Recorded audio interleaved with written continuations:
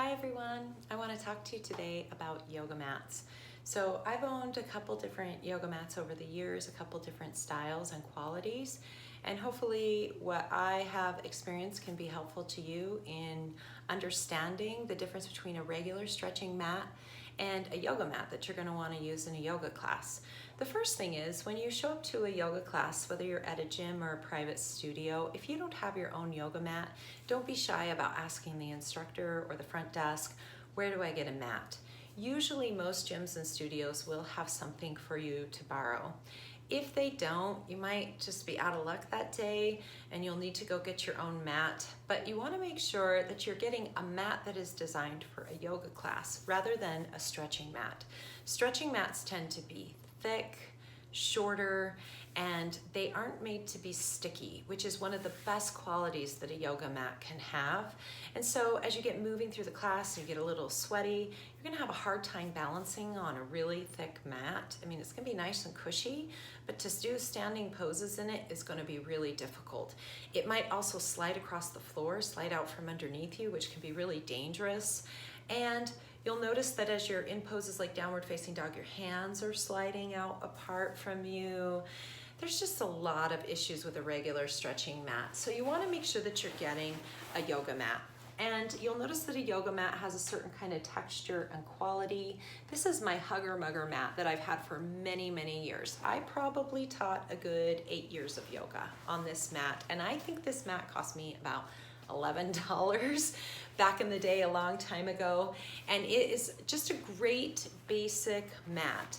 Eventually it started to lose its stickiness a little bit, and it also started to peel. So some of the areas were peeling and popping away, but really for $11 having this mat, how clean it is, how sticky it still is, it was a really great quality mat. And HuggerMugger is not paying me to say that, but they're a brand that I really love. If you want a less expensive mat, somewhere in the $15 to $50 range, and you'll get a really good quality mat for that amount of money. I would do that over going to like a TJ Maxx or a Walmart or a Target and buying a mat there. Get online and get a basic mat, or I have seen HuggerMugger mats at REI. I'm sure they're available other places, but I really like their mats. So that's a lower end mat for someone who's maybe trying out yoga and doesn't know if they're gonna like it, or if they just don't wanna spend a ton of money on a yoga mat. Maybe you just do yoga occasionally. The next yoga mat that I bought was a Lululemon mat.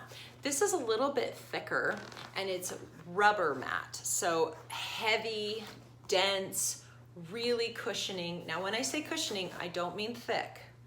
So I don't know if you can see that. I don't mean thick, but it's just a more dense material. So as you're kneeling on it and having issues with that, it's a more comfortable mat to be on. Definitely did a good job with stickiness for at least a few years. My biggest complaint with this mat is it just got filthy, right? Look at how dirty it is. And it just, those stains, that dirt never comes out. And then I also started to lose the stickiness. Now these are double-sided. So this side is a little more absorbent. You can flip it to this side for like hot yoga where you're really, really gonna sweat, or you can have it on this side for regular yoga. But I noticed that my regular side really started to slip and I didn't have quite the grip that I used to have.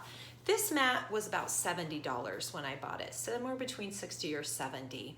So I really kind of forked over some serious dough to purchase this mat, and I wanted it to last a little bit longer than it did. I mean, it's still a good mat and I would use it, but it's not my preferred mat.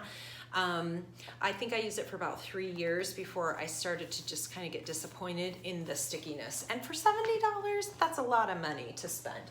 But those are good quality mats. Finally, eventually, I coughed over the dough for the Cadillac of yoga mats, and I bought a Manduca. And you'll know it's a Manduca because it has the little frog symbol. This is their basic black rubber mat, which is what I love. It's about the same thickness as the Lululemon, really dense, soft, cushioning material. This side is has kind of like bubbles on it that help grip the floor, and then this is the side that you use.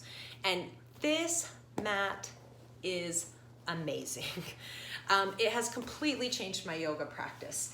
It is sticky, it is cushioning, it is strong, it is durable, and it's a lifetime mat. So one of the things I love about the really high quality mats like Jade and Manduca is they are lifetime mats, and the company actually guaranteed them as lifetime mats. So if this mat ever starts to peel, flake, stretch, it cracks, it has problems, it's not sticky anymore, Manduca will replace the mat. So this one, I paid 100 or 110, somewhere in that ballpark for this mat. And for a long time, I would not cough up the dough for a Manduca. And I completely regret that. I totally regret it. For someone who knows they love yoga and you're going to practice yoga for years and years and years, do it. Ask for it for your birthday.